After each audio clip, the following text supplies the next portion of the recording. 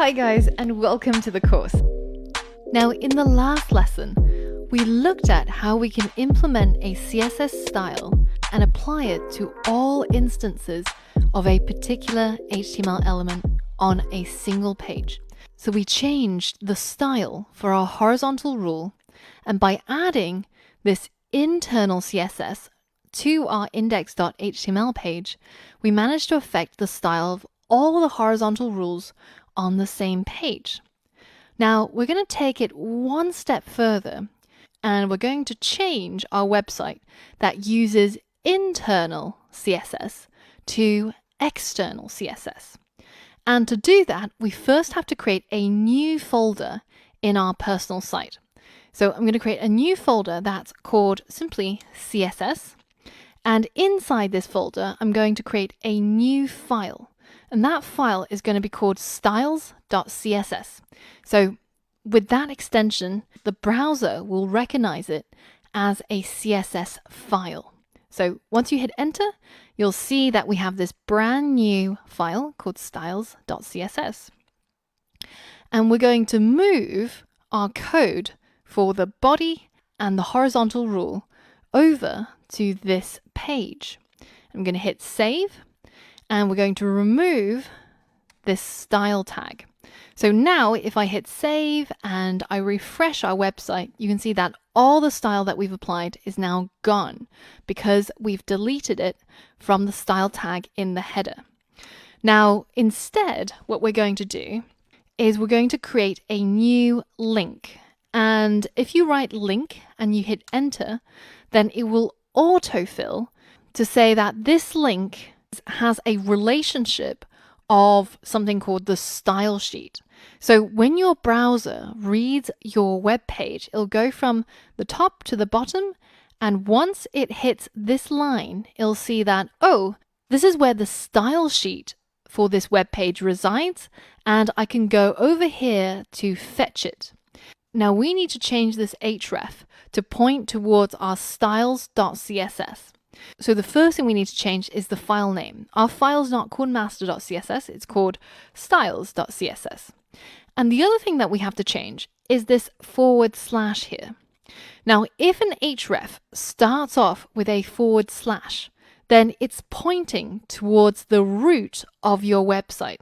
It's saying that you'll find this file inside a folder called CSS inside the root of your website. Now, we're going to talk about the root a little bit later on, especially once we start getting into JavaScript. But for now, just know that when you have a static website that's not yet hosted anywhere, you can't tap into this file using the root. So instead, we're going to say that this file resides in a folder called CSS, and it's on the same level as this current file. So index.html is here, and on the same level as it, there is a folder called CSS, inside of which there is a file called styles.css. And that is going to be our style sheet. So your browser then takes this file here, then applies all of these styles to the specified elements inside your index.html. So let's hit save, and let's refresh our page to make sure that it worked. And it has. So this is what we call the external CSS. And if we apply this style sheet to our contact me page as well as our hobbies page, then you'll see that once we go to it, then you'll see that all of our styles get applied across all 3 pages. And all we had to do is just to add this simple link that points towards this external style sheet. And anything that we change in this single location will affect all 3 web pages. So we'll know that the style is consistent across all 3 pages. Now, as a challenge, I want you to select the H1 and the H3 elements on all 3 pages, and I want you to change its color property to this particular color that we had on Color Hunt, so 66BFBF. And by the end of it, you should end up with your site looking similar to this, where on all 3 pages, the H1s and the H3s are colored in this new shade. Now remember, if you don't know which CSS property to change, or if the property that you're trying to change isn't working, you can always go to Google and say, change text color CSS. And that will help you figure out which property you need to change. So go ahead, pause the video, and give it a go.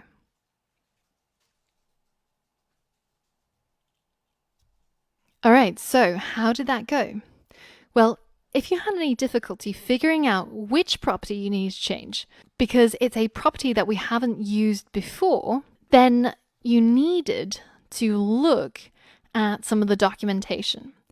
And in this case, for example, changing the text using CSS, the first thing that it talks about is changing the text color, which is exactly what we want to do. And it tells you that the property that you need is something called color. And you can specify the color just as we did before for the background color with a name or with a hex value or with an RGB value. So our value that we had was here, which is 66BFBF. We're going to copy it and we're going to go into the styles.css, so our external style sheet, and we're going to select the element that we want to change, which is the H1 as well as the H3. And the property that we want to change was called color, and the value that we're going to give it is the hex code 66BFBF, and we want that to be true in both cases. So now if you hit save and you go over to your site and you hit refresh, then the black text becomes that nice green turquoisey color, and the changes are also reflected in hobbies and contact me. So did you get that right?